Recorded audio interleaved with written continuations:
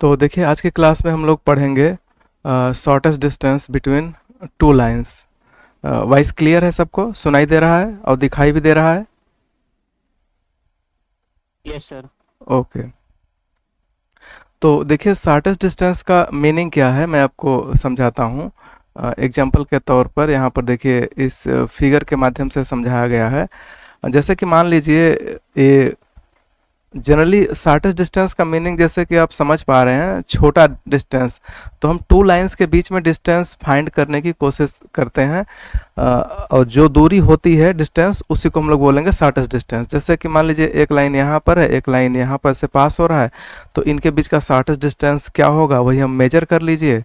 मान लीजिए जो शॉर्टेस्ट डिस्टेंस होगा वो 90 ही बनाएगा। तो एग्जाम्पल के रूप में हम आपको समझाते हैं और डिटेल में शॉर्टेस्ट डिस्टेंस क्या होता है। जैसे कि मान लीजिए सपोज करिए टू लाइन है और ए लाइन एक दूसरे को कट कर रहे हैं। सपोज कि यहाँ पर कट कर रहे हैं। अगर ये कट कर रहा है तो इस सिचुएशन में इनके बीच की जो डिस्टेंस है, डिस्टेंस शॉर्टेस्ट डिस्टेंस, यस, यहाँ यूं कहे इसको हम लोग शॉर्टेस्ट डिस्टेंस, शॉर्टेस्ट डिस्टेंस या ब्रैकेट में एस डी कहिए, ठीक है। शॉर्टेस्ट डिस्टेंस अगर टू लाइन इंटरसेक्ट कर रही है तो इसके बीच में शॉर्टेस्ट डिस्टेंस कितनी हो जाएगी? जीरो हो जाएगा। शॉर्टेस्ट डिस्टेंस का मीनिंग है कि उनके बीच में मिनिमम दूरी कितना आएगा। तो ऑब्वियस सी बात है कि ये जीरो हो जाएगा। लेकिन जैसे सपोज कीजिए दो लाइन अगर पैरेलल हैं, अगर बोथ लाइन पैरेलल हैं, ठीक, तो इस सिचुएशन में शॉर्टेस्ट डिस्टेंस क्या होगा? एक पॉइंट ऊपर ले लीजिए और एक पॉइंट यहाँ से फिर परपेंडिकुलर ऐसे ड्रा कर दीजिए, और ये जो परपेंडिकुलर की जो डिस्टेंस होगी ये डी, यही हो जाएगी शॉर्टेस्ट डिस्टेंस, यस डी, ठीक है। क्योंकि अगर आप यहाँ से कोई दूसरी दूरी ऐसे अगर डिस्टेंस मेजर करेंगे तो ये शॉर्टेस्ट डिस्टेंस नहीं होगी, ये शॉर्टेस्ट डिस्टेंस नहीं होगी।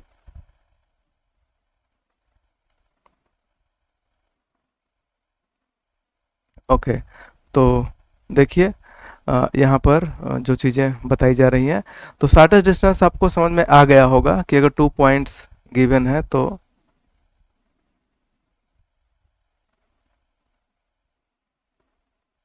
ओके। देखिए एक सेकेंड।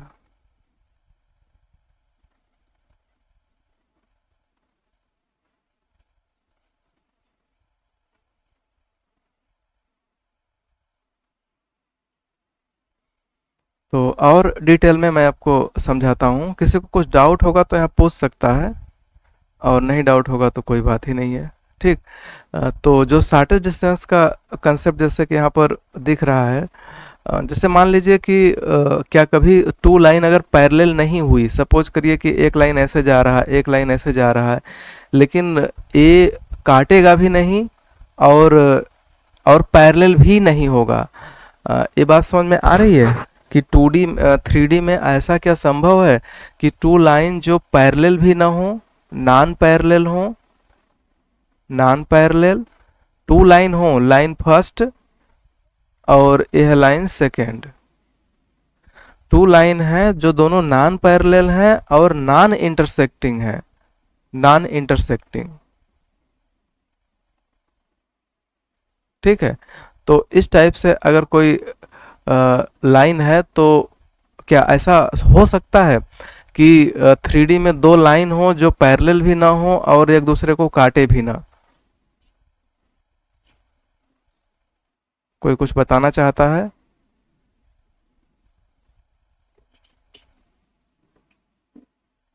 अखिलेश यादव कुछ बताना चाहते हैं या फिर नहीं बताना चाहते तो म्यूट कर लीजिए। सामने माइक का बटन, हाँ, ओके।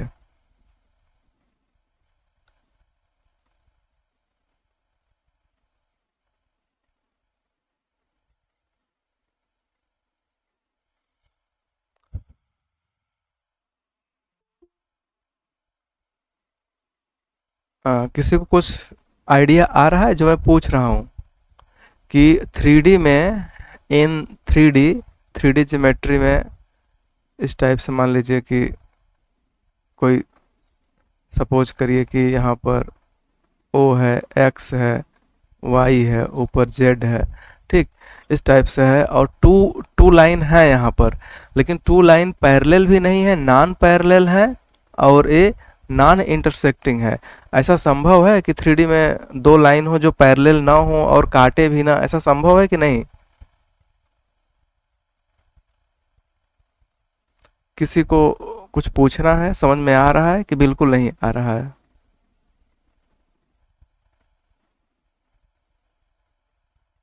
हर्ष, जी सर। कुछ समझ में आ रहा है? कुछ पूछना है? No sir. तो जो मैं पूछ रहा हूँ बताइए कि 3D में क्या संभव है कि दो लाइन हो जो पैरेलल ना हो, नॉन पैरेलल का मतलब समांतर ना हो और काटे भी ना, ऐसा संभव है? Yes sir. ओके, ठीक है। और लोगों को समझ में आ रहा है? Yes sir. ठीक है, म्यूट कर लीजिए जिसको रवि यादव, कृपया म्यूट कर लीजिए। हाँ, और लोग जो खोले हुए हैं कृपया म्यूट कर लें तो ज़्यादा अच्छा समझ में आएगा, वो क्योंकि वॉइस क्लियर जाएगा। तो इसी बेस पर ये पूरा बेस, मतलब इसी आइडिया पर ये पूरा टॉपिक बन रहा है, ठीक है, कि shortest distance between two lines. तो अगर दो लाइन हो जो पैरेलल ना हो और इंटरसेक्ट भी ना करे, ठीक है, तो उनको बोलते हैं स्क्यू लाइन। यहाँ पर लिखा है देखिए, स्क्यू लाइन, उस लाइन को हम लोग बोलते हैं स्क्यू लाइन। तो इसको हम आपको समझाते हैं, देखिए एक एक चीज़ इसमें का, क्योंकि ऑनलाइन टीचिंग है तो थोड़ी डिफ़िकल्टी होगी 3D को समझाने में, लेकिन आप कोशिश करेंगे, जहाँ डाउट होगा पूछेंगे तो चीज़ें क्लियर हो जाएंगी। जैसे कहा जा रहा है कि two lines in space intersect at A point, मान लीजिए दो लाइन ऐसे जा रही हैं, एक पॉइंट पे कट कर दिए, तो इनके बीच की दूरी क्या होगी? जीरो होगी। Then shortest distance between them is zero. ये बात तो समझ में आ रही होगी। आगे और भी चीज बताया जा रहा है, also if two lines in space are parallel, अगर टू लाइन स्पेस में पैरेलल हैं, ठीक है, two lines in space are parallel, मतलब एक ऐसे जाए एक ऐसे जाए, then shortest distance between them, तब उनके बीच की निम्नतम दूरी, मिनिमम दूरी, विल बी परपेंडिकुलर डिस्टेंस। एक पॉइंट एक लाइन पर रखिए और वहां से परपेंडिकुलर ड्रा कर दीजिए, मतलब लंब डाल दीजिए, जो इसकी दूरी होगी डी, वही हो जाएगा शॉर्टेस्ट डिस्टेंस। ओके, तो इस तरीके से शॉर्टेस्ट डिस्टेंस हम फाइंड कर सकते हैं। बताया जा रहा है कि that is the length of perpendicular drawn from point on one line on to the another line, ठीक है। अगर दो लाइन पैरेलल है तो उनके बीच की दूरी, शॉर्टेस्ट डिस्टेंस पाने के लिए एक पॉइंट ले लीजिए उस लाइन पर और दूसरे लाइन पर परपेंडिकुलर ड्रा कर दीजिए, और जो दूरी ये होगी डिस्टेंस, ठीक है, इसी को हम लोग बोलेंगे शॉर्टेस्ट डिस्टेंस, एस डी, ठीक। इस तरीके से आप चीज़ों को यहाँ पर समझ सकते हैं। तो नेक्स्ट, तो दो केस हुआ, तो ये तो केस क्लियर है कि दो केस से हम पॉइंट को समझ लेते हैं। जैसे जैसे सपोज करिए एग्जांपल के तौर पर यहाँ पर जैसे मान लीजिए कि मैं एक पॉइंट दे रहा हूँ, सपोज करिए कि मैं एक पॉइंट दे दिया, जैसे 1 2 3 मैं एक पॉइंट दे दिया, और एक लाइन ऐसे पास कर रही है, इस टाइप से ए लाइन पास कर रही है, ठीक है। सपोज करिए इस लाइन का इक्वेशन है x माइनस 2/3 और y माइनस 1/4 और z माइनस 1/3, ठीक है।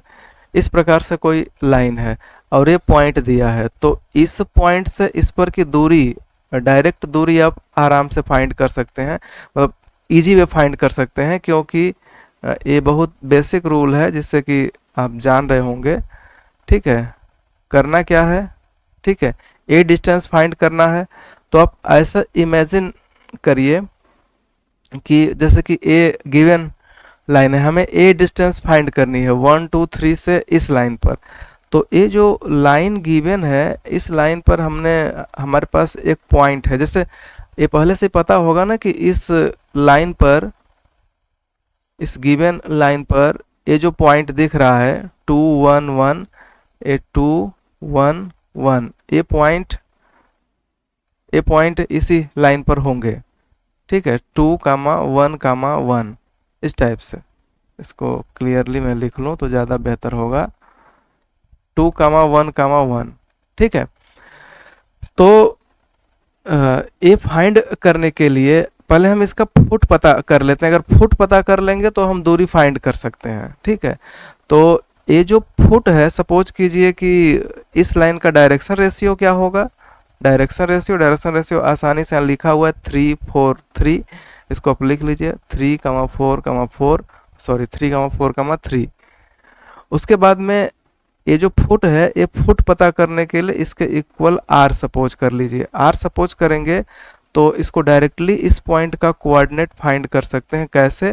3 का आर में मल्टीप्लाई करिए और 2 को ले जाके उधर ऐड कर दीजिए, तो हो जाएगा 3r + 2। इसी टाइप से दूसरे का 4 का मल्टीप्लाई करेंगे इसमें, तो हो जाएगा 4r + 1, क्योंकि हमें 1 को यहाँ पर ले जा रहे हैं, उस साइड ले जाएंगे तो प्लस हो जाएगा।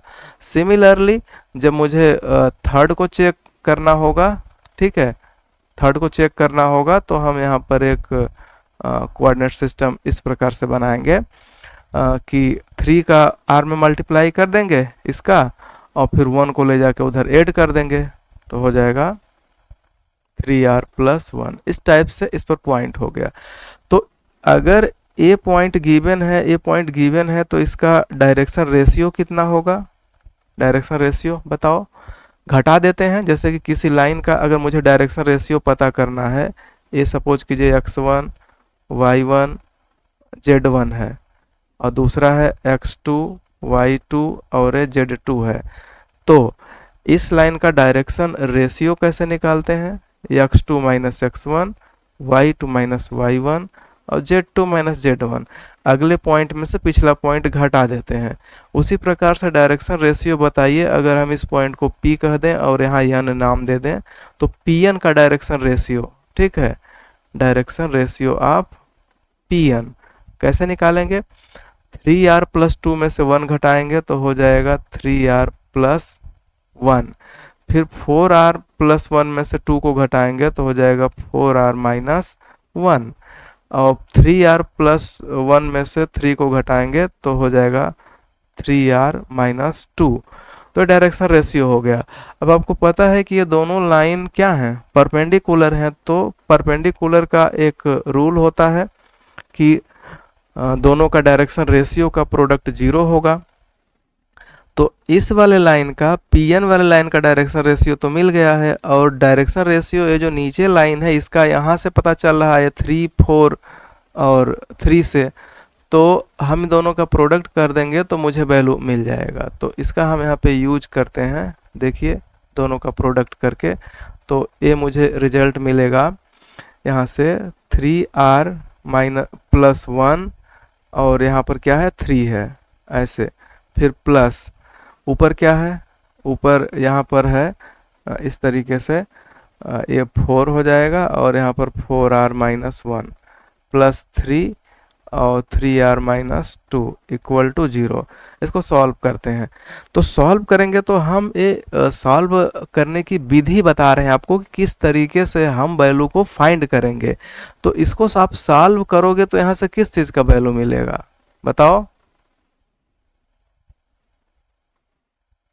किसी को सुनाई दे रहा है? किसी को डाउट है? यहाँ से जो वैल्यू मिलेगा वो किसका मिलेगा? आर का मिलेगा या किसी और का मिलेगा? जब इस लाइन को आप सॉल्व करोगे तो किसका वैल्यू मिलेगा? सर आर का। Okay good. तो आर का वैल्यू मिल जाएगा। तो आर का वैल्यू मिलने के बाद वहां से आर को निकाल करके, मान लो आर कुछ भी आ गया, इस आर को यहाँ पर पुट कर दीजिए, यहाँ पर आर को पुट कर दीजिए। यहाँ पर आर को जब आप पुट करोगे तो ये किसका वैल्यू देगा? यन का कोऑर्डिनेट दे देगा। तो जब यन का कोऑर्डिनेट दे देगा तो ए पॉइंट पता चल गया, और ऊपर भी पॉइंट आपको पता है, ऊपर ये पी पॉइंट पता है यहाँ से, ठीक है। तो ये 2 पॉइंट पता है, तो इनके बीच की दूरी आसानी से निकाल सकते हैं कि नहीं निकाल सकते हैं? दूरी का सूत्र लगा करके x2 - x1 का होल स्क्वायर + y2 - y1 का होल स्क्वायर और प्लस इसी में Z2 माइनस Z1 का होल स्क्वायर। तो क्या समझ में आ रहा है कि एक लाइन का समीकरण दिया हो और एक पॉइंट दिया हो तो उस पॉइंट से उस लाइन के बीच की दूरी फाइंड कर लेंगे।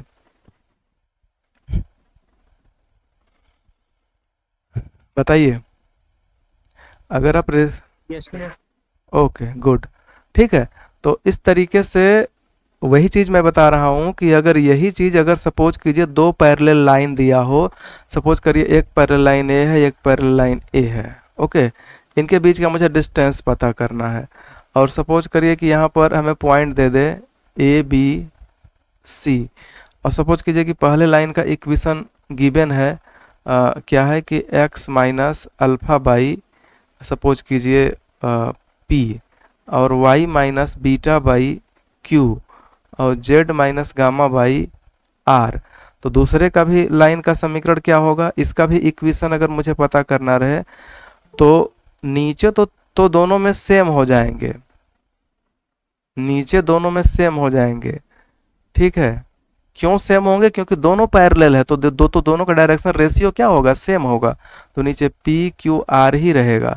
यहाँ पर हो सकता है कि इसमें अल्फा वन रहे, इसमें बीटा वन रहे, इसमें गामा वन रहे, इसमें इसी प्रकार से अल्फा टू रहेगा, यहाँ पर बीटा टू रहेगा, यहाँ पर गामा टू रहेगा, ठीक है। तो इस तरीके से दो लाइन गिवन है और पैरेलल हैं तो इनके बीच का हम जो क्या बोलते हैं कि डिस्टेंस, शॉर्टेस्ट डिस्टेंस आसानी से फाइंड कर सकते हैं। कैसे फाइंड कर सकते हैं, जरा आप सोच के देखो। एक सेकंड, कोई जुड़ना चाहता है उसको जोड़ लें। ओके, जरा यहाँ से आप सोच करके देखिए कि ये जो पहली लाइन है, ये लाइन फर्स्ट को मैं L1 लिख रहा हूँ, लाइन टू को L2 लिख रहा हूँ। तो लाइन फर्स्ट में ये जो पॉइंट है alpha one beta one gamma one, ठीक है, इसी पर होगा अल्फा वन बीटा वन और गामा वन, इस टाइप से। एक सेकेंड, ओके, ठीक है। और लाइन टू पर हमें यहाँ से एक परपेंडिकुलर ड्रा करनी है, ठीक है। एक परपेंडिकुलर ऐसे ड्रा कर दीजिए। परपेंडिकुलर कहने का सेंस होता है कि 90 डिग्री बनाता रहे, ठीक है, इस टाइप से। तो ये तो पता ही है, और दूसरे पर कोई हमें पॉइंट पता नहीं है तो इसको कैसे पता करेंगे, ठीक है। तो पता करने का सेंस ये है कि हम ये नीचे वाली लाइन का डायरेक्शन रेशियो तो जानते ही है ना, वो क्या है, P है, Q है और R है। तो इस पर कोई एक पॉइंट यहाँ पर हम कंसीडर कर लेंगे, यहाँ पर कोई एक पॉइंट कंसीडर करेंगे। एक सेकेंड, इसको ऐसे बना, यहाँ पर कोई एक पॉइंट ले लेंगे। ये सपोज करिए पॉइंट है, ऊपर वाला पॉइंट P है और नीचे वाले पॉइंट को सपोज कीजिए Q है। तो और यही वाली डिस्टेंस शॉर्टेस्ट डिस्टेंस है। शॉर्टेस्ट डिस्टेंस वाली लाइन दो लाइनों के बीच में होती है तो दोनों पर परपेंडिकुलर होती है। यहाँ भी 90 डिग्री बनाएगी और यहाँ भी 90 डिग्री बनाएगी, दोनों पर 90 डिग्री बनाती है, ठीक है। तो इस नीचे वाली लाइन पर हमें अगर कोई सपोज करिए कि पॉइंट लेना है तो हम कैसे पॉइंट को पकड़ेंगे। इस इक्वेशन को मैं थोड़ा दूर लिखता हूँ ताकि ज़्यादा क्लेरिफाई हो पाए। जैसे कि ये दूसरा लाइन है ना, तो इसका इक्वेशन मैं लिखता हूँ x minus alpha two by P और y minus beta two by Q और z minus gamma two by R. तो मैं यहाँ पर एक t ले लूँगा तो q का कोऑर्डिनेट कैसे बनेगा, देखो कैसे बनेगा। p कैसे मल्टीप्लाई करो तो क्या हो जाएगा, pt प्लस ए अल्फा टू आगे जाएगा। ये चीज़ को ऐसे विजुलाइज करिए, इसका मल्टीप्लाई करेंगे फिर अल्फा टू को उस साइड ले जाएंगे तो जाके प्लस में जुड़ जाएगा, ठीक है। तो P T plus alpha two इसी प्रकार हो जाएगा Q T plus beta two. क्यों, क्योंकि क्यू का टी में गुणा करोगे मल्टीप्लाई और फिर आगे जाएगा तो जुड़ जाएगा। इसी टाइप से तीसरा होगा आर टी, ठीक है, और प्लस गामा टू। इस प्रकार से आपने एक पॉइंट निकाल लिया। जब ये पॉइंट निकाल लिया, ऊपर कोई पॉइंट है ही, तो इसका हम डायरेक्शन रेशियो निकाल लेंगे। डायरेक्शन रेशियो कैसे निकलेगा, यहाँ से डायरेक्शन रेशियो हो जाएगा इसमें से इसको घटाना है, ठीक है। तो ये क्या हो जाएगा, P T plus alpha two minus alpha one. Similarly Q T plus beta two minus beta one. Similarly तीसरा हो जाएगा are T plus gamma two minus gamma one. Okay, जब इतना पता चल जाएगा और नीचे वाली लाइन का डायरेक्शन रेशियो पता है, यहाँ पर देखिए दोनों को डायरेक्शन रेशियो को मैं रेड से कर देता हूँ, इसका डायरेक्शन रेशियो और यहाँ पर इसका डायरेक्शन रेशियो, और दोनों हैं क्या, दोनों परपेंडिकुलर है, दोनों का प्रोडक्ट क्या होगा, जीरो होगा। तो इस P का इससे गुणा करिए तो होगा P के साथ PT। मैं थियोरेटिकली कंसेप्ट बता रहा हूँ जिससे कि क्वेश्चन सॉल्व होंगे। PT plus alpha two minus alpha one plus Q के साथ मल्टीप्लाई करेंगे, हो जाएगा QT plus beta two minus beta one और प्लस R, इसमें होगा ये गामा होगा, यहाँ पर ये R ही होगा, और यहाँ पर होगा R T plus gamma two minus gamma one equal to zero, क्योंकि दोनों लाइन परपेंडिकुलर है। तो यहाँ से देगा क्या, एक्चुअल में यहाँ से t का वैल्यू निकलेगा। क्यों, क्योंकि आपको p पता है, q पता है, r पता है, साथ में अल्फा टू बीटा टू पता है, alpha one beta one gamma one, alpha two beta two gamma two सब पता है, सिर्फ ये t नहीं पता है। तो यहाँ से t आपको मिलेगा, ठीक है। जब t यहाँ से मिल जाएगा तो इस t को उठा करके फिर से इसी पॉइंट में पुट कर दीजिए, यहीं पर पुट कर दीजिए। यहाँ जब पुट कर दोगे तो q का कोऑर्डिनेट मिल जाएगा, q का मुझे कोऑर्डिनेट मिल जाएगा, और जब कोऑर्डिनेट मिल जाएगा तो एक q का कोऑर्डिनेट मिल गया और ऊपर यहाँ p का कोऑर्डिनेट पहले से पता है, इनके बीच दूरी का सूत्र लगा के दूरी निकाल लीजिए। समझ में आ रहा है कि नहीं आ रहा है? Okay good. तो यही चीज़ मैं यहाँ पर समझाया कि अगर सपोज करिए कि टू लाइन अगर एक दूसरे को इंटरसेक्ट कर रही हैं, इस टाइप से अगर इंटरसेक्ट कर रही हैं, तो इनके बीच की जो दूरी होगी वो तो ज़ीरो होगी, जो शॉर्टेस्ट डिस्टेंस होगी वो इक्वल टू हो जाएगा जीरो। लेकिन अगर टू लाइंस पैरेलल हैं, अगर टू लाइंस पैरेलल हैं तो इनके बीच की दूरी निकल जाएगी, कुछ न कुछ आएगी। लेकिन ऐसा भी केस क्रिएट होता है जहां पर कि टू लाइंस न तो पैरेलल हो न तो इंटरसेक्ट करे, ठीक है। तब उस सिचुएशन में जो लाइन बनती है उसको मैं यहाँ पर आपको दिखा रहा हूँ, यहीं पर दिखा देता हूँ आगे। देखिए मैं दो लाइन बना रहा हूँ जहाँ पर कि ऐसा सिचुएशन क्रिएट होगा, ठीक है। तो इसको बनाने के लिए मैं यहाँ पर, आवाज नहीं आ रहा है सर। आवाज आप ही को नहीं आ रही है कि सबको नहीं आ रहा है? कट कट कर आ रहा एक ही लोगों को कि सबको? और लोग बताइए। ओके ठीक है। तो देखिए यहाँ से जैसे कि मैं एक इमेजिनेशन कर रहा हूँ, मैं ध्यान ध्यान देना, मैं एक ऐसे फिगर को ड्रा कर रहा हूँ जिसमें आपको ये मिलेगा कि ये चीज़ें इस प्रकार से होंगी।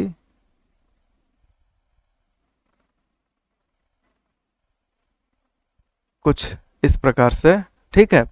अब सपोज करिए कि ए, मान लीजिए कि यहाँ से मैं इसको ओ लिख दे रहा हूँ, इसको ए लिख रहा हूँ, यहाँ बी है, यहाँ सी है, यहाँ डी है, यहाँ ई है, यहाँ पर एफ है, ठीक है। सपोज करिए ए एफ जी इस प्रकार से टर्म बना हुआ है। तो मैं एक लाइन का इमेजिनेशन कर रहा हूँ, दो लाइन का यहाँ पर इमेजिनेशन करूँगा। देखिए जैसे कि एक लाइन मैं बना रहा हूँ यहाँ से, जो जी से ई से होते हुए ऐसे निकल जाएगा, ठीक है। सपोज करिए इस प्रकार से लाइन निकल जाएगा, सीई लाइन, ठीक है। एक लाइन और इमेजिनेशन करिए जो इस प्रकार से जाएगा, ठीक, ऐसे करके। तो आप बताओ कि इस क्यूब को देख करके जैसा कि लग रहा है, इसमें क्या जो लाइन ए है D E sorry D G, actual में डी जी यहाँ पर है, ठीक है, जी यहाँ पर है। तो डी जी और एंड एक लाइन है सीई, दोनों क्या हैं, दोनों क्या पैरेलल हैं? Both are not, both are not parallel, ठीक है, पैरेलल नहीं है। क्या ये एक दूसरे को कट कर रहे हैं? बताइए, they are not intersecting each other, not intersecting each other. Okay, ठीक है, दोनों एक दूसरे को कट भी नहीं करेंगे और दोनों एक दूसरे को के पैरेलल भी नहीं है, तो इस टाइप के लाइन को हम बोलते हैं skew line, skew line. Okay, इस तरीके से। तो सिंपल है इसको समझना। इसी को मैं यहाँ पर आपको अब थियोरेटिकली यहाँ पर दिखाता हूँ, जो यहाँ पर लिखा गया है, ठीक है। यही देखिए, जस्ट लाइक वैसा ही फिगर बनाया गया है इसमें, और कहा जा रहा है कि इसमें दो लाइन है जीई और डी बी, ये दोनों पैरेलल नहीं है, तो इस लाइन को क्या कहेंगे? इसी को देखिए आगे बताया जा रहा है, further in space there are lines, space में लाइन होते हैं विच आर नाइदर इंटरसेक्टिंग, न तो काटेंगे नार पैरेलल, न ही पैरेलल होंगे। इनफैक्ट, पैक्ट नहीं होगा यहाँ पर, इनफैक्ट होगा। इनफैक्ट का मतलब वास्तव में, सच पेयर ऑफ लाइंस, इस प्रकार के लाइन के पेयर को आर कोप्लेनर, ये नॉन कोप्लेनर होते हैं। Such pair of line are non coplanar, ये एक ही प्लेन में नहीं होते हैं। And are called skew line, और इसी को हम लोग बोलते हैं स्क्यू लाइन। तो अगर स्क्यू लाइन की डेफिनेशन आपको आती है लिखने के लिए तो मार्क कर लीजिए या स्क्रीनशॉट ले लीजिए, यही है डेफिनेशन स्क्यू लाइन का, और ये वाला फिगर आप बना सकते हैं, ठीक है। स्क्यू लाइन में ऐसे दो लाइन होते हैं जो पैरेलल नहीं होते हैं और एक दूसरे को इंटरसेक्ट भी नहीं करते, उस प्रकार के लाइन को हम लोग बोलते हैं स्क्यू लाइन। तो यहाँ पर जीई देखिए, जी से ई होते हुए एक लाइन पास हो रही है, उसे जी, और एक डी बी, डी से बी लाइन पास हो रही है इसको, ठीक है। ये दोनों पैरेलल नहीं है, क्योंकि पैरेलल होते तो देखिए, पैरेलल एक्चुअल में जीई के पैरेलल कौन होगा, जरा आप बताओ, जीई के पैरेलल कौन लाइन हो सकता है? इस फिगर में देख करके आप क्या सोच सकते हो? या मैं बता रहा हूं, सुनना, नहीं समझ में आएगा तो पूछना। जीई के पैरेलल ओ से लेके अगर बी से कोई ऐसे लाइन खींचा जाए तो ये जीई के पैरेलल होगा। बात समझ में आ रही है? जीई के पैरेलल ओ से लेके बी से, ओ से बी होते हुए अगर कोई लाइन ऐसे पास होती है तो जीई के पैरेलल होगा, अदरवाइज पैरेलल नहीं होगा। समझ में आ रहा है किसी को कि नहीं आ रहा है? क्या यार, ऐसे पढ़ोगे तो कैसे कोई पढ़ाएगा? रिस्पांस तो, सर आ रहा है समझ में। हाँ, तो ये बोलने में टाइम क्यों क्यों लग रहा है? ठीक है, कोई एक बच्चा बोल रहा है, वही वही बोले। ओ बी, ओ बी और जीई पैरेलल है, इसके बाद में कोई भी लाइन आप खींचोगे तो पैरेलल नहीं होगा, इसलिए जो डी बी है, ये डी बी और जीई ये पैरेलल नहीं है, ठीक है। तो जो पैरेलल नहीं है, काट भी नहीं रहे हैं, उसको हम लोग स्क्यू लाइन बोलते हैं। तो स्क्यू लाइन के बीच में शॉर्टेस्ट डिस्टेंस कैसे निकालेंगे? सबसे कठिन यही होता है, ठीक है। अभी मैंने आपको तीन सिचुएशन बताया, एक सिचुएशन में लाइन कट कर दे तो उनके बीच की शॉर्टेस्ट डिस्टेंस क्या होगी? 0 हो जाएगी। लाइन पैरेलल हो तो वो निकाल सकते हैं, पीछे मैंने बताया, ठीक है। अब एक थर्ड केस बन रहा है जिसमें ना तो लाइन पैरेलल है ना इंटरसेक्ट कर रहा है, तब उसके बीच का हम लोग शॉर्टेस्ट डिस्टेंस कैसे निकालेंगे?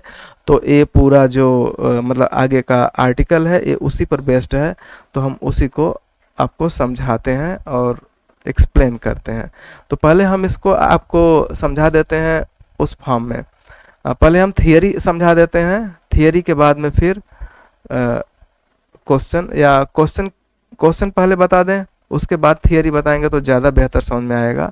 तो पहले हम आपको क्वेश्चन बता देते हैं, ठीक है, क्योंकि क्वेश्चन से जब प्रॉब्लम सॉल्व होगा तो ज़्यादा आसानी से क्लियर हो जाएगा। देखिए, जैसे स्क्रीन नहीं दिख रही है आपकी। स्क्रीन, एक सेकंड, किसी ने someone want to, नहीं दिख हाँ अब दिखेगा, अब दिख रहा है? Okay, no sir. रुक जाइए थोड़ी देर। दिख रहा है अब?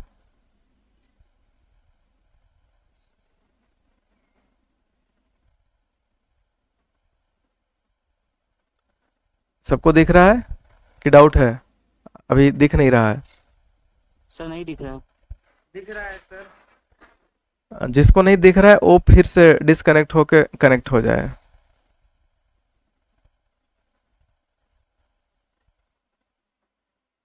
ओके।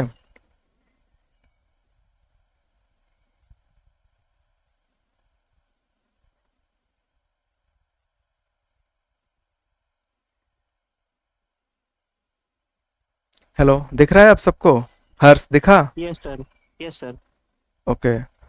तो देखिए, आगे आगे की चीज़ों को बताते हैं। जैसे कि ये देखिए, दो प्रॉब्लम है, ठीक है? दो प्रॉब्लम को सॉल्व किया जा रहा है। तो मतलब दोनों तरीके से मैं बता सकता हूँ। पहले क्वेश्चन बता के भी थियरी बता सकता हूँ। दोनों आसान है, ऐसा नहीं कि थियरी बता के ही क्वेश्चन बताया जाए। तो अगर थियरी बता के क्वेश्चन बताएंगे तो भी इजी होगा, और अगर ऐसे बताएंगे तो भी तो कोई प्रॉब्लम नहीं। लेकिन डायरेक्टली अगर बताएं तो बिना दिमाग का बताना होगा, मतलब बिना प्री कंसेप्ट का बताना होगा, तो वो ज़्यादा क्लियर हो जाएगा। उसके बाद जो होगा वो तो बताएंगे ही। तो देखिए, स्टार्ट करते हैं इसको आपको समझाना, ठीक है? जैसे कि मान लीजिए कि ये यही क्वेश्चन है, ठीक है? तो क्वेश्चन है तो इसको चलिए हम उसी तरीके से बताते हैं जैसा कि थियरी के अकॉर्डिंग आते हैं, तो ज़्यादा बेहतर तरीके से हो पाएगा। क्योंकि कम समय में जल्दी सॉल्व हो जाएगा और आपको समझ में भी आ जाएगा, ठीक है? तो देखिए, जैसे कि यहाँ पर यही मुझे फाइंड करना है, यही है distance between two skew lines, ठीक? तो स्क्यू लाइंस के बीच में डिस्टेंस फाइंड करना है। तो एक सपोज करिए लाइन ए पहला है, ये पहला है और एक दूसरा है, ठीक? तो पहले में क्या है? पहले में गिवन है कि ये U1 पॉइंट से जा रहा है और V1 के पैरेलल है। तो ये आप लोग क्लास में मैं बताया हूँ और पढ़े होंगे कि अगर कोई लाइन किसी एक पॉइंट से पास हो, जैसे कि एग्जांपल के तौर पर यहाँ पर, एक सेकंड, देखिए एग्जांपल के तौर पर अगर मुझे कोई एक लाइन पास करानी है, सपोज करिए एक लाइन का इक्वेशन फाइंड करना है। इस तरीके से मान लीजिए इक्वेशन का लाइन का इक्वेशन फाइंड करना है, और ए है ओरिजिन, ओरिजिन के रेस्पेक्ट में, और ए लाइन 1 पॉइंट से पास हो रही है। सपोज कीजिए U1 से पास हो रही है और ये U1 पॉइंट है। तो मैं इसको अगर इसके वेक्टर वाइज अगर मैं लिखूं तो मुझे इसे ऐसे लिखना होगा, ठीक है? ये है U1, U1 को यहाँ पर ना लिख करके इसको ऐसे लिख सकते हैं, ये है U1, ठीक है? और सपोज करिए कि ये V1 के पैरेलल है। सपोज कीजिए ये जो लाइन है ये V1 है, ये V1 के पैरेलल है। तो इस टाइप के सिचुएशन में हम इस लाइन का, ये जो L1 लाइन है, इसका हम इक्वेशन फाइंड करेंगे। तो इक्वेशन फाइंड करने के लिए इस पर कोई एक पॉइंट P ले लेते हैं, और जिसका कि यहाँ से जो लोकेशन होता है उसको हम बना देते हैं कि ये R है। सपोज करिए ये स्मॉल r है, r वेक्टर है। तो इस सिचुएशन में इसको कैसे फाइंड करते हैं? इसको फाइंड करने के लिए आप ऐसे इमेजिन करिए कि ए पॉइंट ए है, सपोज करिए ए है, ए पॉइंट से पास हो रहा है। तो ए पी क्या होगा? एक्चुअल में ए पी क्या होगा? तो ए से पी जो डिस्टेंस है वो भी के पैरेलल है।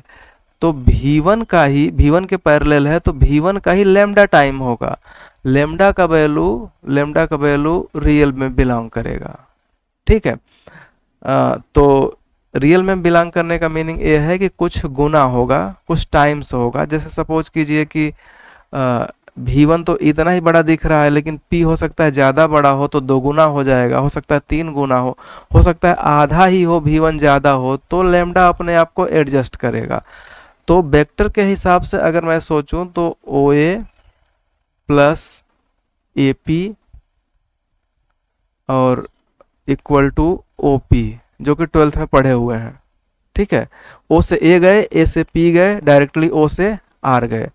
तो ए पी का जो वैल्यू है, ए पी का डायरेक्टली अगर वैल्यू आपको फाइंड करना है तो ओ पी माइनस ओ ए, इस प्रकार से कर सकते हैं। तो ए पी का वैल्यू क्या है, लेमडा भी, या फिर यहीं से इसको ऐसा मत करिए, डायरेक्टली इसको यूज करिए। डायरेक्टली यूज करेंगे तो ओ पी का वैल्यू क्या है, ओ पी का वैल्यू आर वेक्टर है, और ओ ए का वैल्यू यू वेक्टर है u1, प्लस ए पी का वैल्यू लेमडा टाइम v1 है। तो यही आर का वैल्यू आ गया, ठीक, कि u1 plus lambda time v1। तो इस प्रकार से वन पॉइंट से पास होने वाले, सपोज कीजिए वन पॉइंट से पास होने वाले और एक गिवन वेक्टर के पैरेलल, मान लीजिए कि ये वन पॉइंट से पास होगा तो इस पॉइंट का लोकेशन किसी के रेस्पेक्ट में होगा ना, ओरिजिन के रेस्पेक्ट में u1 करके, और सपोज कीजिए कि v1 के पैरेलल है, ये लाइन पास हो रही है। तो इसका इक्वेशन जानने के लिए यहाँ पर कोई एक r वेक्टर लेकर के ऊपर जैसे बताया है इसे आप सॉल्व करेंगे तो r का वैल्यू यहाँ से क्लियर हो जाएगा। तो सिमिलरली किसी लाइन का इक्वेशन इस प्रकार से फाइंड करते हैं तो इसी प्रकार से दूसरे लाइन का भी फाइंड करेंगे, ठीक है। तो ओ क्या हो जाएगा, ओ सपोज कीजिए u2 से पास हो रहा है और प्लस लेमडा टाइम v2 इस टाइप से आ रहा है, तो इसको कैलकुलेट कर लेंगे। तो ऐसे ही यहाँ पर इसको समझिए कि ये टू लाइन गिवन है, u1 प्लस लेमडा v1 और u2 प्लस लेमडा v2, ठीक है, इस टाइप से ए लाइन गिवन है। अब इन दोनों लाइनों का यूज करके मुझे P और Q के बीच का शॉर्टेस्ट डिस्टेंस फाइंड करनी है। तो देखिए कितना आसान है, ए V2 का डायरेक्शन इधर दिया हुआ है, सबका डायरेक्शन दिया हुआ है, ध्यान से सुनिए। तो शॉर्टेस्ट डिस्टेंस मैंने क्या बताया, देखिए शॉर्टेस्ट डिस्टेंस मैंने बताया हुआ है कि किसी लाइन का जो शॉर्टेस्ट डिस्टेंस है वो इस प्रकार से होता है कि उन दोनों के बीच में हम एक, मतलब शॉर्टेस्ट डिस्टेंस में कोई दो लाइन ले लेंगे, एक पॉइंट इस पर लिए और यहीं से हम दूसरे पर परपेंडिकुलर ड्रा कर देंगे। तो ये जो शॉर्टेस्ट डिस्टेंस वाली लाइन होती है दोनों पर परपेंडिकुलर होती है, ठीक है, बाय डेफिनेशन। ऊपर यहाँ पर आप देख सकते हैं, यहाँ पर लिखा है कि skew line, for skew lines the lines of shortest distance, जो शॉर्टेस्ट डिस्टेंस वाली लाइन है will be perpendicular to both the lines, दोनों लाइनों पर परपेंडिकुलर होता है। तो इसलिए इसका हम यहाँ पर जिक्र कर रहे हैं। तो चलिए अब मान लीजिए कि ए P और Q पॉइंट लिया है और ये दोनों पर परपेंडिकुलर है और यही शॉर्टेस्ट डिस्टेंस लाइन PQ है, यानी कि शॉर्टेस्ट डिस्टेंस लाइन की बात करेंगे तो PQ, ठीक है। और PQ का जो डायरेक्शन है वो मान लीजिए n है, n कैप है, ठीक है। तो आप बताओ कि ये जो लाइन है PQ पहले पर भी लंब होगा, दूसरे पर भी लंब होगा। तो दो वेक्टर के परपेंडिकुलर वेक्टर जाने वाले वेक्टर का इक्वेशन क्या होता है। जैसे मान लीजिए, सपोज करिए कि बेस में दो वेक्टर है, एक v1 है और सपोज करिए एक v2 है, और दोनों के परपेंडिकुलर एक वेक्टर सपोज कीजिए n कैप है, ठीक है। तो इसका वैल्यू क्या होगा, तो एक रूल पढ़े हैं कि अगर जैसे कि 3D में पढ़े हुए हैं कि इधर I होता है x एक्सिस में, y एक्सिस में j होता है, तो z एक्सिस के तो y z दोनों के परपेंडिकुलर k होता है। तो ये आता कैसे है कि I इंटू जे कर देते हैं तो k के इक्वल हो जाता है, ठीक है। तो जस्ट लाइक सेम इसी टाइप से यहाँ पर चीज़ें बन रही हैं, तो इसको मुझे सोचना है, ठीक है। तो n किसके बराबर होगा, v1 क्रॉस v2 के, ठीक है। तो n जो n कैप है, एक्चुअल में n वेक्टर का जो डायरेक्शन होगा वो v1 क्रॉस v2 के डायरेक्शन के जो प्रोडक्ट होगा उसके इक्वल हो, क्योंकि आप जब जैसे सपोज करिए कि एक रूल बहुत पहले से जान रहे हैं, ऐसे सपोज करिए कि ए वेक्टर हो यहाँ पर,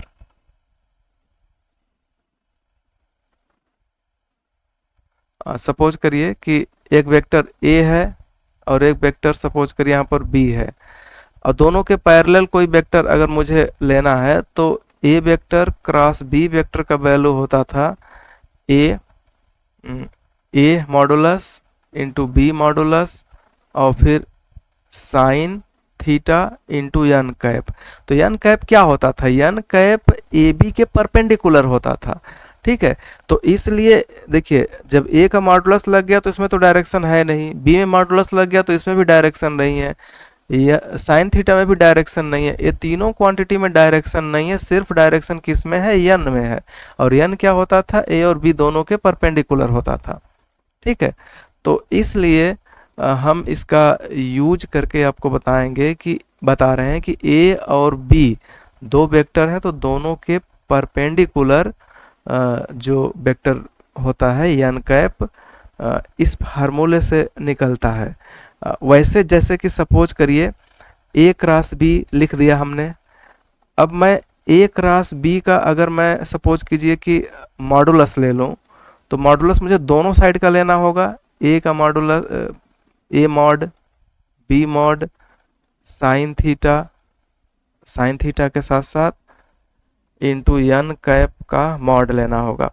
तो ये पूरा मॉड फिर से खुलेगा, तो खुलेगा तो क्या होगा, ए मॉड अलग से हो जाए क्योंकि मॉड है तो मॉड के बाहर आएगा तो कोई प्रॉब्लम नहीं, बी मॉड और साइन थीटा अपने मॉड में हो जाएगा ऐसे। ठीक है, और फिर एन का जो वैल्यू है एन कैप का मॉड होगा तो एक हो जाएगा। तो एक्चुअल में ए हो जाएगा ए और बी, ठीक है, और यहाँ हो जाएगा साइन थीटा। और फिर एन का वैल्यू, एन चूंकि यूनिट वेक्टर होता है, आप पढ़े होंगे कि एन यूनिट वेक्टर होता है, यूनिट वेक्टर, तो यूनिट वेक्टर होने की वजह से एन कैप का जो मॉड होता है वो एक हो जाता है, तो ये एक हो जाएगा। तो इनडायरेक्टली अगर मैं इसको डायरेक्ट यहाँ पर लिखूँ ए क्रॉस बी इक्वल टू ये जो इतना बड़ा है यहाँ से लेके यहाँ तक जो आ रहा है, यही देखो नीचे क्या आ रहा है, ये बी का मॉड आ रहा है ए क्रॉस बी। ठीक है, इस प्रकार से आ रहा है और इनटू आगे क्या है एन कैप। तो एक्चुअल में जो एन कैप बन रहा है वो क्या बन रहा है, ए क्रॉस बी अपान ए क्रॉस बी का मॉडुलस, इस प्रकार से। तो सिमिलरली अगर जब हम शॉर्टेस्ट डिस्टेंस की बात कर रहे हैं, ठीक है, तो शॉर्टेस्ट डिस्टेंस की बात कर रहे हैं तो जो एन का जो वैल्यू होगा ए इस v1 के भी परपेंडिकुलर है और v2 के भी परपेंडिकुलर है। ठीक है, यहाँ v1 है, ऊपर v2 है, दोनों के परपेंडिकुलर है, तो एन कैप का जो वैल्यू होगा वो इसके बराबर होगा, जैसा कि मैंने अभी जस्ट बिफोर कुछ समय पहले आपको यहाँ पर बताया। यहाँ पर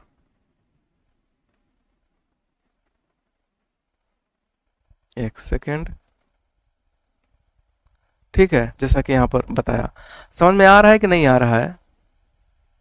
यस सर। ठीक है, यस सर। तो एन कैप यहाँ पर क्लियर हो जा रहा है कि एन कैप का वैल्यू कैसे आएगा। तो इसी प्रकार से सिमिलरली इसको आगे बढ़िए।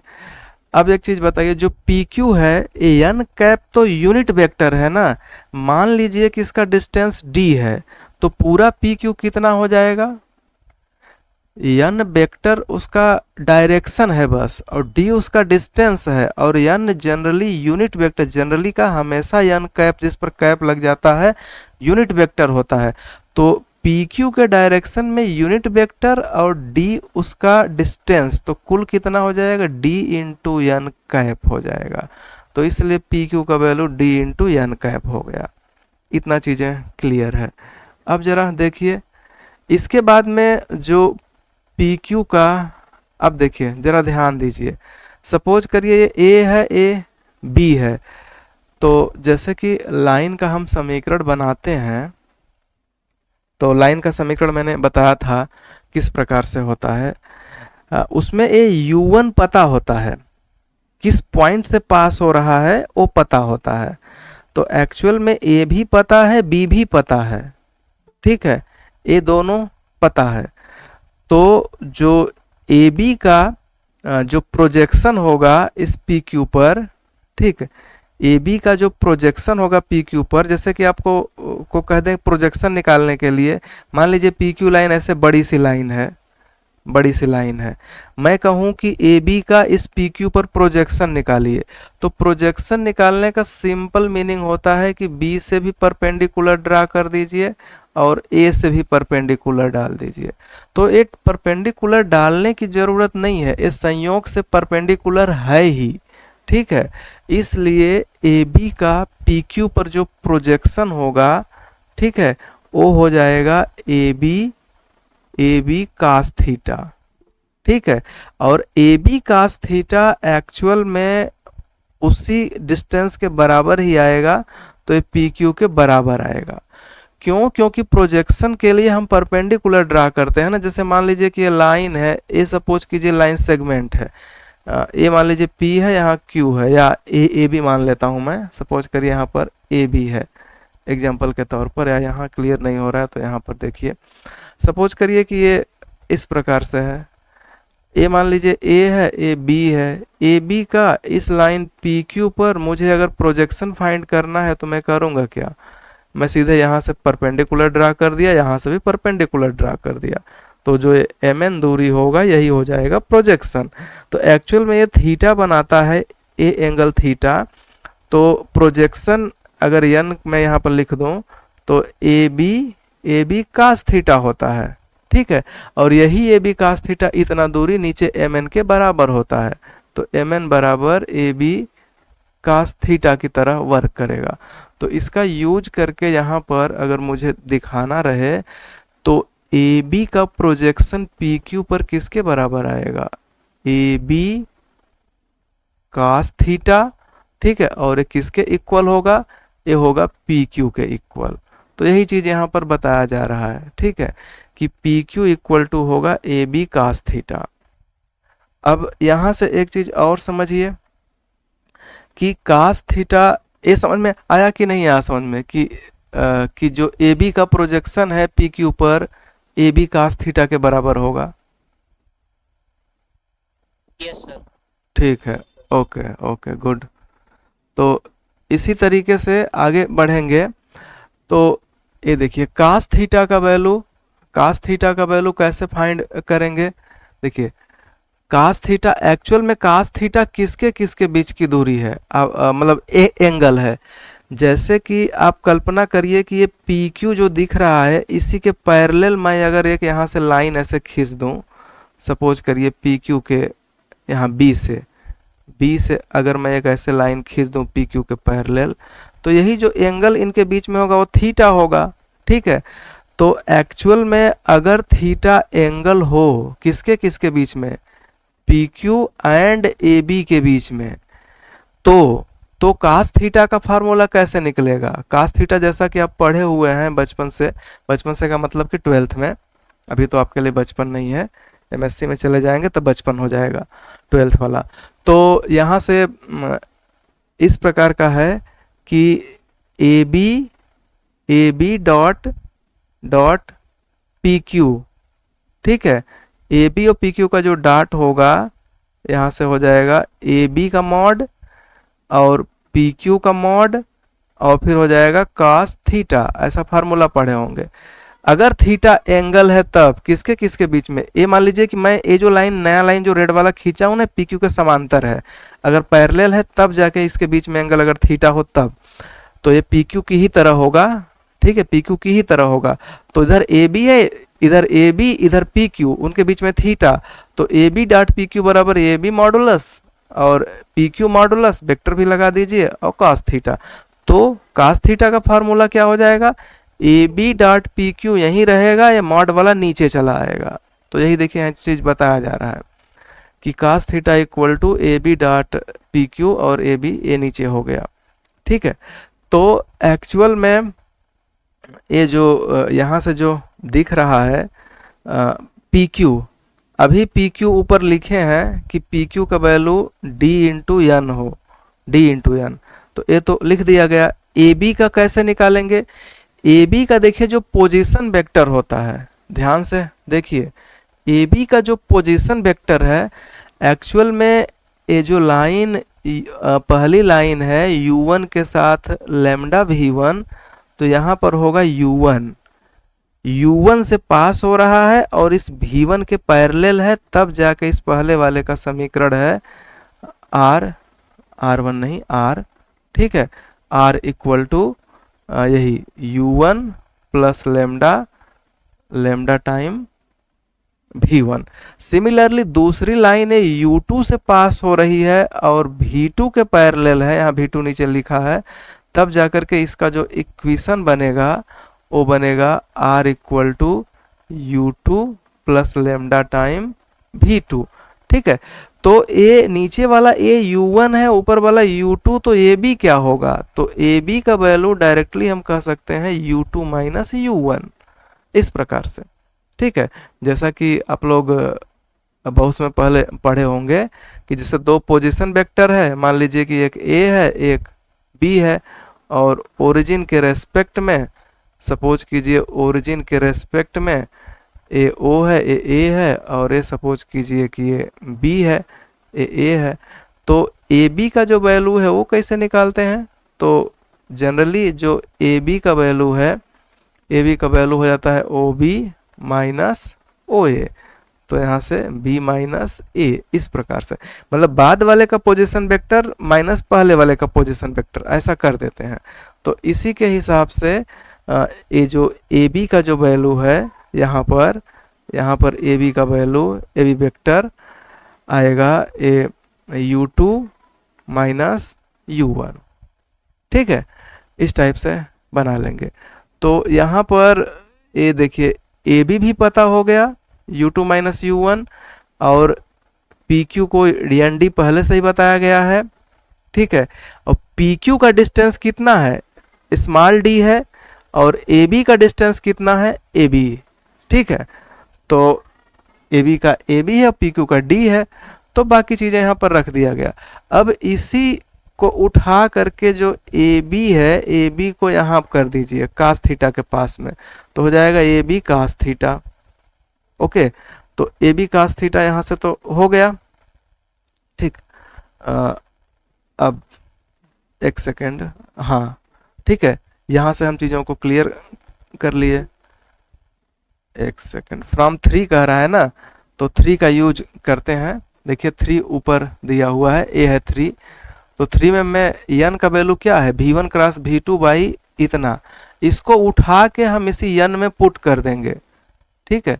तो यहाँ पर n में पुट करिए तो देखिए d से d तो कट जाएगा, और बाकी n के जगह पर v2 माइनस v1 नहीं, v1 क्रॉस v2 ऐसे हो जाएगा, और डॉट u2 माइनस u1 हो जाएगा अपान ए बी को उठा के इधर रख दीजिए यहाँ पर कास के पास में, और जो n का वैल्यू जो नीचे वाला आ रहा है v2 minus v1 cross v2, इस प्रकार से इसका मॉडुलस इसको पुट कर दीजिए।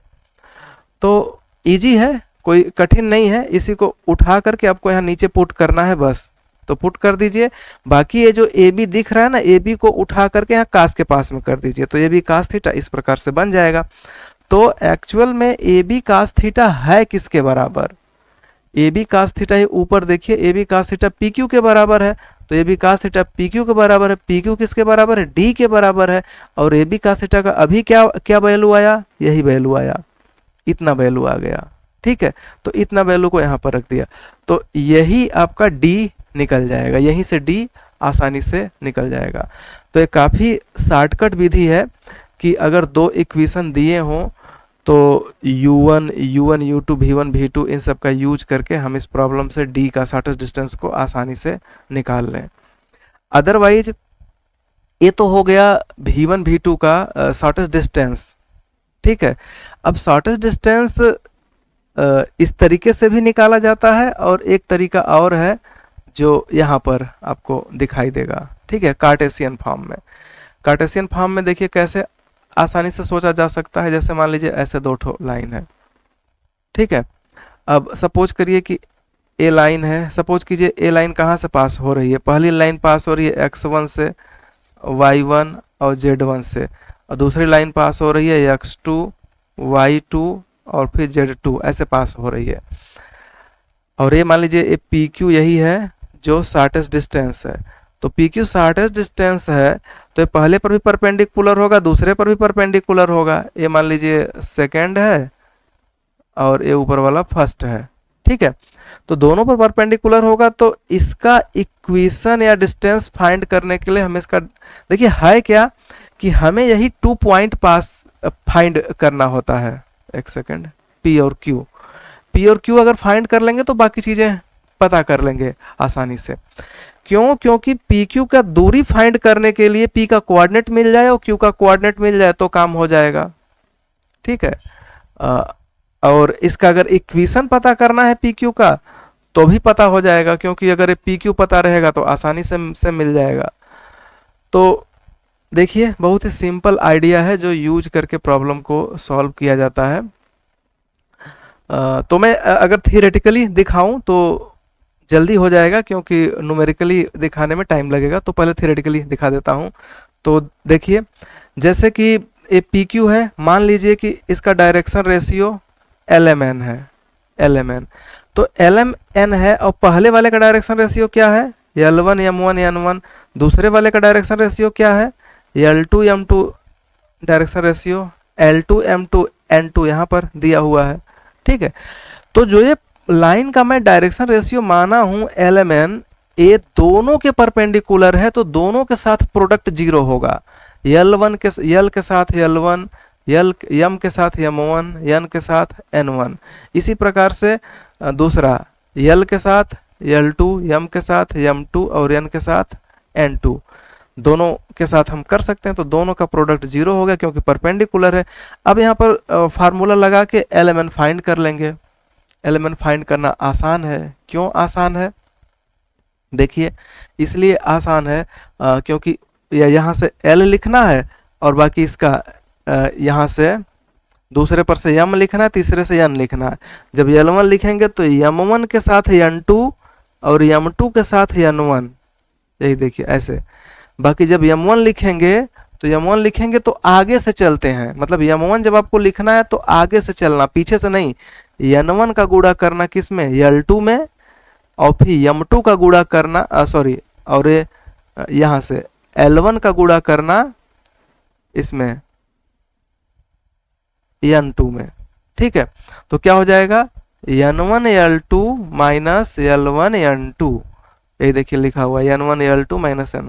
इसी प्रकार जब N पे जाएंगे तो इसको छोड़ दीजिए, इन दोनों को यूज करिए। L1 के साथ M2, L1 के साथ M2 और M1 के साथ L2।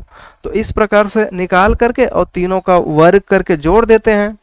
इतना तो सबको पता ही होगा। तीनों का स्क्वायर करके रूट में करके तीनों का, क्योंकि ये पता है ना कि L by A equal to M by B equal to N by C equal to, यहाँ से लेते हैं कि रूट में, यहाँ पर ले लेते हैं रूट में क्या लेते हैं? L square plus M square और plus N square upon root में L square plus M square और प्लस N स्क्वायर, इसका यूज करते हैं, ठीक है। तो इस तरीके से जब लिखते हैं तो इसी का यहाँ पे यूज करके, और ऊपर क्या आ जाता है? ऊपर 1 आ जाता है, 1 बाई नीचे समेसन में। तो वही चीज यहाँ पर किया है और कुछ नहीं। समेसन, ये जो समेसन लगा, समेसन मीन्स तीनों को स्क्वायर करके जोड़ दिया है। तो यहाँ से क्या निकलेगा? यहाँ से ये जो मैंने बताया शॉर्टेस्ट डिस्टेंस वाली लाइन, एक लाइन ऊपर एक लाइन नीचे है, तो शॉर्टेस्ट डिस्टेंस वाली लाइन ये जो P और Q है, इसका डायरेक्शन रेशियो निकला LMN की वजह से। अब जो शॉर्टेस्ट डिस्टेंस का जो प्रोजेक्शन है, ठीक है, शॉर्टेस्ट डिस्टेंस PQ, ये किसके बराबर है? एक्चुअल में इसी लाइन पर आगे A होगा, इसी लाइन दूसरे वाली लाइन पर B होगा। तो AB का प्रोजेक्शन, जैसा कि पिछले में बताया गया कि प्रोजेक्शन ऑफ AB और कहां पर? ऑन PQ, इस PQ पर, चूंकि परपेंडिकुलर है ना, तो इसी के बराबर ही हो जाता है, PQ के बराबर। तो यही चीज यहां पर बताया जा रहा है कि शॉर्टेस्ट डिस्टेंस पी क्यू बराबर projection of A B on P Q. तो ए बी का प्रोजेक्शन पी क्यू पर निकालना है तो कैसे निकालेंगे? एक अब मैं आपको फार्मूला बताता हूं, ध्यान दीजिए। वो फार्मूला इस टाइप से है, ठीक है। जैसे कि मान लीजिए कि ए लाइन सेगमेंट है, नीचे एक लाइन है जिसका डायरेक्शन रेशियो आपको पता है क्या है, एल एम एन, इस प्रकार से। और यहाँ पर जो लाइन है इसका सपोज कीजिए x1 y1 z1, और यहाँ पर क्या है x2 y2 और z2, इस प्रकार से। तो अगर ये पी क्यू है या ए बी है, सपोज करिए ए बी है और ए नीचे वाला क्या है, पी क्यू है, तो मैं कहूँगा projection of A B on P Q equal to क्या होगा? अगर ये डायरेक्शन रेशियो नहीं, डायरेक्शन कोसाइन हम ले लेते हैं, यहाँ पर डायरेक्शन कोसाइन ले लेते हैं। तो मैंने फार्मूला बताया था क्लास में, x2 माइनस x1 के साथ यल, y2 माइनस y1 के साथ यम, इसी टाइप से z2 माइनस z1 के साथ यन। तो इसी प्रकार से जैसा कि एक लाइन सेगमेंट का 2 पॉइंट दिया हो और नीचे वाले लाइन का डायरेक्शन कोसाइन दिया हो, तब जाके ऊपर वाले लाइन का नीचे वाले लाइन पर डायरेक्शन प्रोजेक्शन कितना होगा। तो इसी का यूज करके ए बी का प्रोजेक्शन, ध्यान दीजिए ए है और यहाँ पर बी है, ए बी का प्रोजेक्शन पी क्यू पर, और ए बी का कोऑर्डिनेट क्या होगा? एक्चुअल में ए बी का जो कोऑर्डिनेट होगा वो होगा x1 y1 और z1। क्यों? क्योंकि देखिए लाइन 1 पे ए पॉइंट है ना, x1 है, y1 है और z1 है। इसी टाइप से b पर क्या होगा, x2 y2 और z2। तो ए बी का प्रोजेक्शन पी क्यू पर किसके बराबर होगा? सिंपल है, x2 माइनस x1, और इसका डायरेक्शन, चूंकि ये डायरेक्शन रेशियो हम लिए हैं, तो डायरेक्शन रेशियो को डायरेक्शन कोसाइन में बनाने के लिए ये फार्मूला यूज करते हैं, ठीक है। क्यों? क्योंकि मुझे डायरेक्शन कोसाइन यूज करना है ना, डायरेक्शन रेशियो तो निकला है लेकिन मुझे यूज क्या करना है, डायरेक्शन कोसाइन। तो डायरेक्शन कोसाइन के लिए यहाँ पर यल, इसका मल्टीप्लाई यहाँ ऊपर करके 1 बटा कर लीजिए, तो डायरेक्शन कोसाइन निकल जाएगा। तो फार्मूला क्या होगा? फार्मूला अभी नीचे दिया है, मैं बता रहा हूँ। x2 माइनस x1 के साथ, x2 माइनस x1 के साथ यल, लेकिन ए यल नहीं, यल के साथ है नीचे समेसन भी लगेगा ब्रैकेट में, समेसन। तो यही चीज यहाँ पर देखिए दिया हुआ है, ठीक है, कि projection of A B on P Q, x2 minus x1 के साथ यल, y2 माइनस y1 के साथ यम, z2 माइनस z1 के साथ यन, और बाकी वही ऊपर से पुट कर दिया भर के, ठीक है। यहाँ से यल के साथ इतना, मतलब यहाँ पर मल्टीप्लाई करके बाकी नीचे, तो नीचे में तो सबका एक ही रहेगा और बाकी ये मल्टीप्लाई हो करके इस प्रकार से बन जाएगा। तो ये आइडिया काफ़ी अच्छा है, इसी को जो है मैट्रिक्स फॉर्म में लिखा हुआ है, मैट्रिक्स फॉर्म में इसे देखिए और समझिए, ये समझ में आ रहा होगा।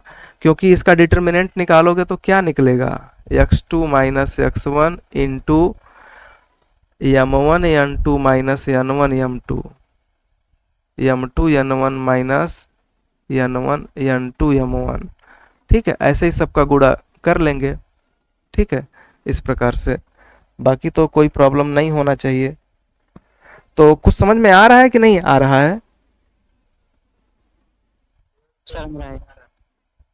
ओके, तो ठीक है, इसी तरीके से इसको कर लेंगे। और नीचे जो है भाग दिया गया है, ये भाग दिया गया है, तो ये आसान है, इस तरीके से आप भाग भी दे सकते हैं, कोई प्रॉब्लम नहीं होगी, ठीक है। तो ये शॉर्टेस्ट डिस्टेंस तो पता कर लेंगे, लेकिन एक चीज इसमें और है जिसे कि आप ध्यान से देखना, इसमें है कि ये शॉर्टेस्ट डिस्टेंस वाली इक्वेशन कैसे पता करोगे, कि पी क्यू वाली इक्वेशन क्या होगी। तो मैंने आपको पहले बताया हुआ है कि एक्चुअल में 2 प्लेनों के कटान बिंदु से, एक प्लेन इधर जा रही है, एक प्लेन सपोज कीजिए इधर जा रही है, ठीक है। ए प्लेन का पीछे मैं ऐसे पोर्शन बना दे रहा हूँ, ठीक है, और इस प्लेन का पीछे इस प्रकार से पोर्शन बना दे रहा हूँ। म्यूट कर लीजिए, फिर मैं बता रहा हूँ। ये प्लेन P1 है, नीचे वाली प्लेन P2 है, दोनों के कटान बिंदु से लाइन बनती है, ये लाइन बनती है। तो एक्चुअल में हमें इस लाइन का समीकरण पता करना है, तो हम ये पहली लाइन और ये PQ वाली लाइन दोनों से जाती हुई एक प्लेन की कल्पना करेंगे, इन दोनों को अपने अंदर रखती हुई एक प्लेन की कल्पना करेंगे। एक प्लेन ये हो जाएगी, दूसरी प्लेन कौन सी होगी, ये दूसरी वाली लाइन और ये शॉर्टेस्ट डिस्टेंस PQ वाली लाइन, इन दोनों से जाती हुई एक प्लेन बनाएंगे और दोनों प्लेन के इंटरसेक्शन पॉइंट से जो मिलेगा वही मिलेगा हमें PQ।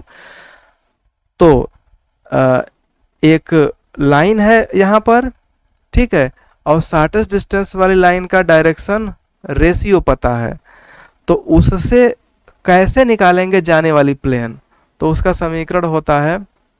अच्छा एक चीज आप बताओ कि दो लाइन से जाने वाले प्लेन का समीकरण मैं ऐसे लिख रहा हूं, देख लेना बुक में, x minus x1 y minus y1 z minus z1 अपान L1 M1 N1 बीच में बराबर लगता है। दूसरी लाइन सपोज करिए कि x माइनस x2 अपान L2 y माइनस y2 अपान M2 और z माइनस z1 अपान z2 अपान N2। तो ये दो लाइनों से गुजरने वाली प्लेन का समीकरण, तो प्लेन का समीकरण एक बार आप देख लेना बुक में, वो आता कैसे है, किसी एक लाइन का ऊपर वाला पार्ट और नीचे वाला पार्ट दोनों लिख दो और दूसरी लाइन का सिर्फ नीचे वाला पार्ट और बराबर 0 कर दो, तो वो ऐसे बनता है x minus x1 y minus y1 z minus z1 और L1 M1 N1, दूसरा होगा L2 M2 N2। तो पहले लाइन का ऊपर नीचे दोनों यूज करते हैं, दूसरे लाइन का बस नीचे वाला यूज करते हैं। और ये जो प्लेन बन, इसको जब आप सॉल्व करोगे तो ये पूरा equation x something plus y into something plus z into something बराबर 0 में आएगा, जो कि प्लेन का इक्वेशन है, बराबर c या कांस्टेंट या 0 इस प्रकार का टर्म आएगा, तो जो कि प्लेन का समीकरण है। तो इसे आप देखना, इसका डेरिवेशन नहीं समझ में आएगा तो मैं कल फिर से इसको एक डेराइव कर दूंगा कि ये कहाँ से आता है। अभी के लिए जानिए कि अगर दो लाइन गिवन है तो उनसे गुजरने वाले प्लेन का समीकरण इस प्रकार से बनता है। तो सिमिलरली यहाँ पर ऑब्जर्व करो कि ये फर्स्ट लाइन का तो ऊपर नीचे दोनों दिया है ना, और ये नीचे शॉर्टेस्ट डिस्टेंस वाली लाइन का क्या दिया है, सिर्फ L दिया है, M दिया है, या दिया नहीं, आप निकाले हैं, ठीक है। तो इन दोनों से गुजरने वाले प्लेन का समीकरण क्या होगा, तो प्लेन का समीकरण क्या है, एक मैट्रिक्स बनाइए, डिटर्मिनेंट बनाइए, जिसमें लिखिए x माइनस x1 फिर y minus y1 z minus z1 फिर L1 M1 N1 और नीचे दूसरे वाले लाइन का डायरेक्शन रेशियो, तो दूसरी वाली लाइन कौन सी है, PQ वाली, जिसका डायरेक्शन रेशियो क्या है, LMN है, तो LMN इक्वल टू क्या हो जाएगा, 0, इस प्रकार से, ठीक है। तो ऐसे करके देखिए ये पहला जो बनाया है ऐसा ही बनाया है, ठीक है। तो ये L1 और PQ है, दूसरी वाली लाइन क्या होगी, L2 और PQ, और इन दोनों को जब आप सॉल्व करोगे 9 और 10 को एक साथ, तब जाकर के PQ का समीकरण मिलेगा, ठीक है। तो यही कह रहा है कि the plane 9 and 10 together represent equation of shortest distance line, ठीक है। तो आज के लिए बस इतना ही। इसमें कुछ पूछना है किसी को तो पूछ सकता है, ठीक है। अगर नहीं पूछना है तो कोई बात नहीं है, इसी तरीके से इसको आप लोग पढ़िए। कल फिर कल टाइमिंग रहेगा कॉलेज में ही, देखिए जो कॉलेज का टाइमिंग है, जो कॉलेजेस में जो क्लासेज चलेंगे उसमें क्या होगा कि बाकी सर लोग पढ़ाएंगे, मैं लिस्ट भेज दिया हूँ, बाकी इन सब का मैं अलग से वीडियो बना करके अपलोड कर दूंगा, जिसे आप लोग देखते रहिएगा, और जहां डाउट होगा कमेंट करिएगा तो उस पर दूसरा वीडियो बना देंगे। तब तक के लिए धन्यवाद, मेहनत करिए, पढ़ते रहिए।